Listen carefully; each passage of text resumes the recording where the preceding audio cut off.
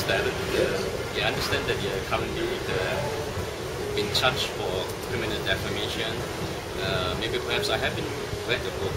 There's no chance to get one.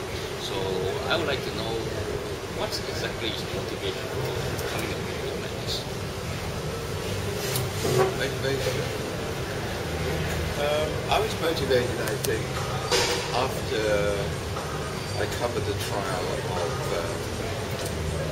young man, the Australian Vietnamese, back in 2005 when he was hanged, and I got heavily involved in that. Along with the Raffles Singh hanging, I got an exclusive interview with him that no one ever dreamed of getting, but I got it, and it was a sensation back in Australia in particular, but then he went around the world. And he came back to Singapore, in all the bloggers, they all used the story.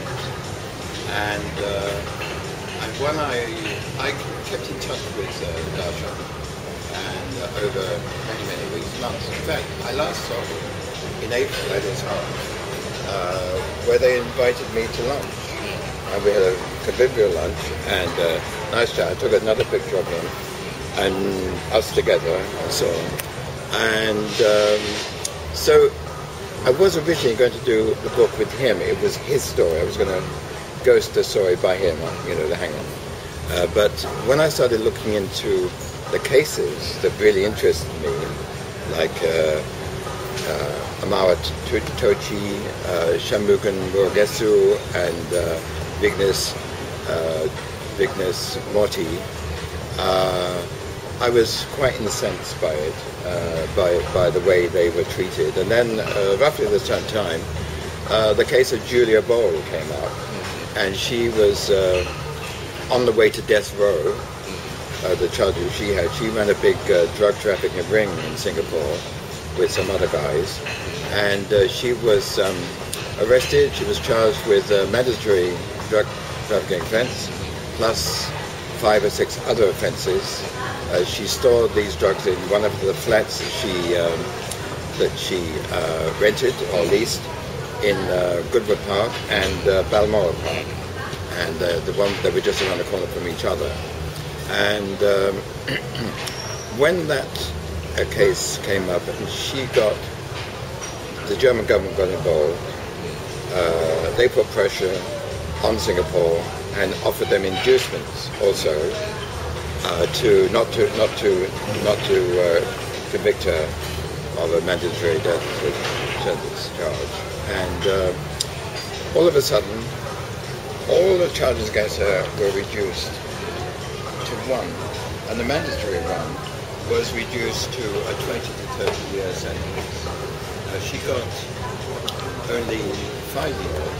She served 3, and she was able to study at London University social science course. I don't think she got a degree from it or whatever, but she might have done it. I don't know. But see, Changi Prison has a motto. It says, restart, rehab, restart, renew. And that worked for her. She did her rehab, she did her renew, and she started. And she's back in Europe.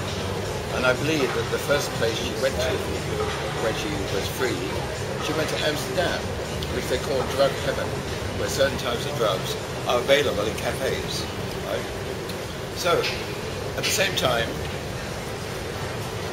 Nguyen Van Tuong was hanged. The Australian government did not get involved in that case. They came too late, and John Howard was not interested in saving his life, as the Germans were interested in saving their precious citizen's life. So, from what you have mentioned, the second 2 cases, Yes. Are you saying that if it's because of a country's government's interference or assistance in supporting the case, you get different treatment, the outcome becomes different? Absolutely. It's absolutely true. What I've said is absolutely true. I've got Subhas Anandan. He was Julia Boll's defense lawyer. This is a German.